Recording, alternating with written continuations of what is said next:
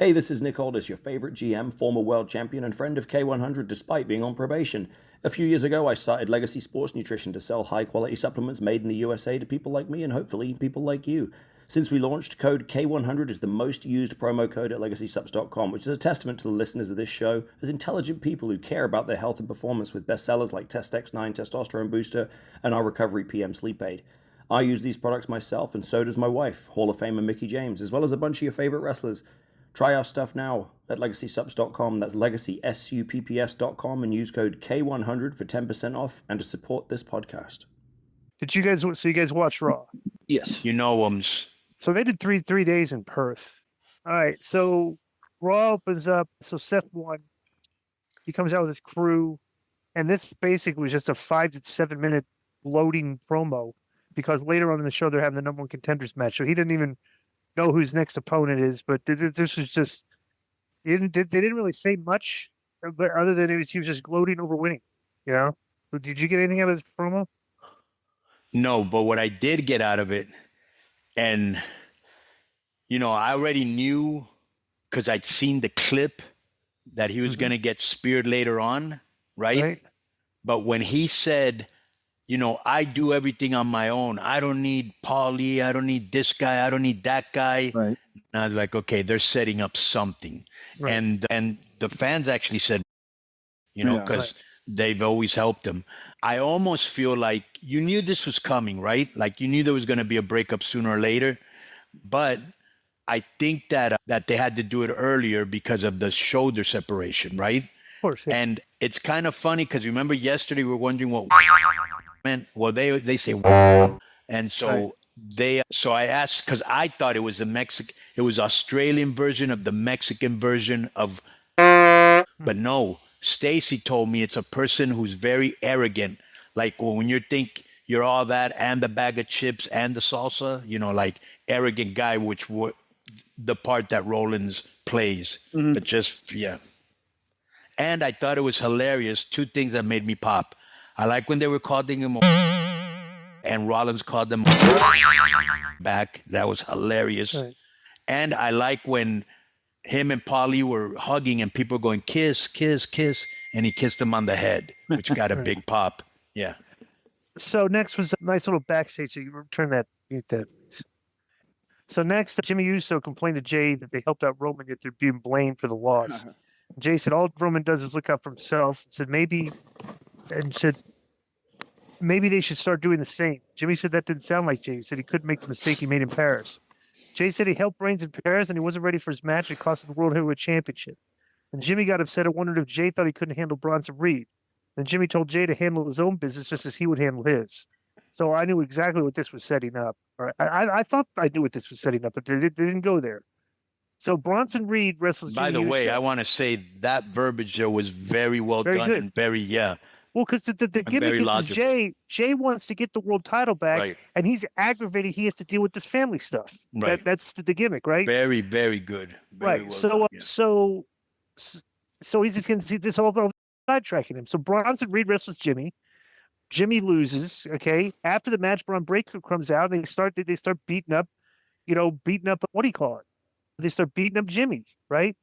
So then Jay has to come out now, even though Jimmy told him to stay back, and he has to come out and help because it's 2-on-1. And he clears the ring. I thought that they would end up with heat on Jay here and leave him laying for like just really hurt, so he wouldn't have a chance in his title match, and he would just be like he'd be more aggravated that he got involved with Jimmy stuff, right? Right. Like say because he's got a big match coming up here at the end of the show, like the three-way for his chance to win the title. But at the same time, they're still brothers, right? Right, exactly. This was like a simple match, right?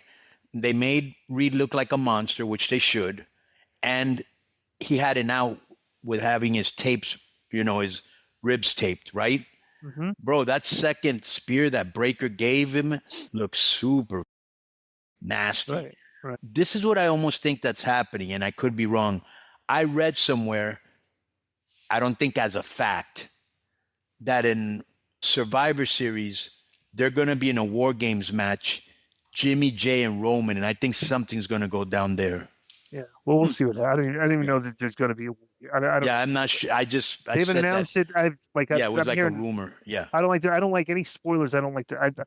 yeah, I see spoilers. I stop reading. Right. yeah. I don't think that's So a spoiler. That's just some, so Seth's backstage. He's talking to Paul and talking about how said there's something big on the horizon with us. Braun and Bronzy come in the ring and in the room, and Rollins told him this has been the most incredible weekend of his life. He said the birth of his children, marrying his wife, and seeing the growth of Braun, Breaker, and Reed are some of his proudest moments. He said this is the mountaintop and told Breaker and Reed to breathe in the rarefied air. He said he felt like they were close to taking the next step. And he said he was on cloud 9 and no one could knock him off the mountaintop. So he's just firing them up backstage. So That should have been like a preview of the fact that they were going to turn on. That reminds me of like if you ever watch The Walking Dead and something turns the corner for a character and things start going really well, like by the end of the episode they're dead, right? A lot of shows do it like that where they build the character up, they make things are going great for this character, and boom, something terrible happens. This like the way Seth's going, this is the greatest weekend. I should have seen it coming. right, it's like a poker tell. Yeah. Like you're bluffing, Yep. Get in the game with the FanDuel Sportsbook app. Bet on the NFL, NBA, NHL, MLB, soccer, golf, MMA, and more. Every sport, every market, right at your fingertips. Deposit instantly with PayPal, Venmo, or Apple Pay, starting at just $10. Win big and cash out fast. PayPal in 24 hours or instantly at retail sportsbooks. Available in over 20 states, FanDuel's app is your ticket to the action. Download the FanDuel Sportsbook app now. Jay, so they do the triple threat, okay? And Let me say one thing. I did like this little touch right here. I like when Michael Cole said that Bailey's been sending him texts that were both nice and insulting, to kind of go along with the storyline. Right. So they do the three-way, and Jay's ribs cost him, and basically Jay did went for the splash and dove onto the knees of Punk and gave him the GTS and pinned him. Right. So it's clean kind of. Okay. Yeah, I thought there'd be more elements involved in the finishing sequence, but it was pretty basic, right? So after the match, Seth's music comes out, and Rollins walked out with Bronson and Heyman. And Breaker ran ahead of the group and speared Jay at ringside. Then Breaker locked eyes with Punk and then ran around the ring and speared Knight. Vision members surrounded Punk, and they entered the ring and worked over Punk while Rollins slowly walked up the steps. And Breaker speared Punk, and then Rollins entered the ring. Then Reed went up top and hit Punk with the tsunami. The Rollins stood over Punk while holding his title belt. Rollins told Punk he would never get the world championship. The crowd started chanting Seth again, and Rollins had Breaker toss Punk out of the ring. And then the credits actually started playing. Okay, where it said Paul Levesque and Lee Fitting, where the guy's name is, right? Yeah. So just like it seemed the show was about to end, Rollins turned around and Breaker speared him. Heyman looked shocked. Reed looked like he didn't understand what was going on initially. And then he approached him, and Breaker told Reed to choose him or Rollins. And Reed kind of thought about it for a minute, walked past Breaker, and then hit Rollins with the tsunami. Heyman's like looking shocked. Like it's obviously like, Heyman's acting like he didn't know what's going on. He knelt over Rollins and pleaded with Breaker, but Breaker grabbed him, kind of threatened him. And Breaker spoke to Heyman and then grabbed the world championship, and Heyman raised the arms of both of them to close the show. So just still, it's kind of open-ended of whether Paul knew there or whatever, why he did it. So I'm curious to see what the explanation for this is going to be. What's your take on this? I would think you never see Heyman, the character, getting outsmarted. So I think the logical thing to do would be, he's revealed as, it was my idea. Seth was faltering. He's too injury prone. He's this, he's that. I should have stayed with Roman, like he was saying before. And that production thing's a neat little trick too. They've done it a few times, but I still think when you see that credit, you're like, all right, you don't expect anything else to happen. So they've used it a few times, but it still gets me. Or, what do you think? Because remember how I talked about you need to make the tag team titles mean something at some point, right? Because it's kind of like a mid-card title. And I always said you should take two top guys and put them together and work your way from there, right? I wonder because Paul Heyman got swerved on this, right? So I wonder if Paul Heyman's going to think like, okay, these two guys. I wonder if Paul brings back Brock and Roman. Brock and Roman. like Paul's two OG original guys to take care of these two, that would definitely elevate these characters. That's a money feud. And they need You know what I'm saying? And like, That's a money feud. Yeah, absolutely, that's a good idea. Because I'm wondering, like I said, bro, because you don't like the top of the card's kind of just in a no man's land right now. Yeah. Like just It everybody's kind of is. triple threats for the title. It's just like whatever, and no Gunther.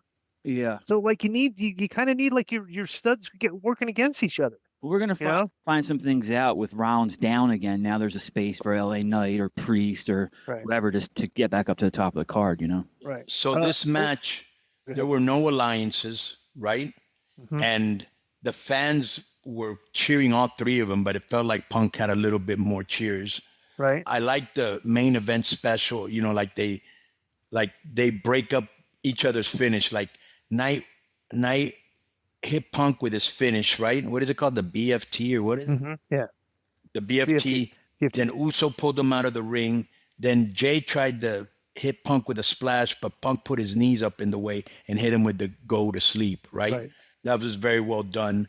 And yeah, it looks like Heyman did get outsmarted because Breakker kind of forced him to join him. Right. Wasn't like, but I like your idea. That's the way to end a show. I thought the show was good. Cole said during the show that the 3-day attendance was over 40,000. Yeah. What else did I? So this is what I thought of the show. I liked the show. I thought Ripley and Sane was way better than I expected. I thought the main event was good. I thought the Mysterio Pentagon match was good. But yeah, this is one thing that WWE is great at, where AEW lacks. Right. They're great. Let me just say this. They're great at doing shock value, right? Right. Where you have to watch the show, where AEW doesn't really do much shock value except bleeding. Yeah. And you don't really feel like you have to watch the show. Like with Raw, you have to be, with WWE, you got to be watching because they always have, usually in 80% of the shows, they have something that you'll remember the show by. You know what I'm saying? Angle gets advanced. There's a cliffhanger or something like that. Right. So this was like, I didn't like the opening segment because it's kind of just unnecessary, but that's not what they did at the end. Every angle they did here was storyline progression. Some of the stories are more with than the other ones.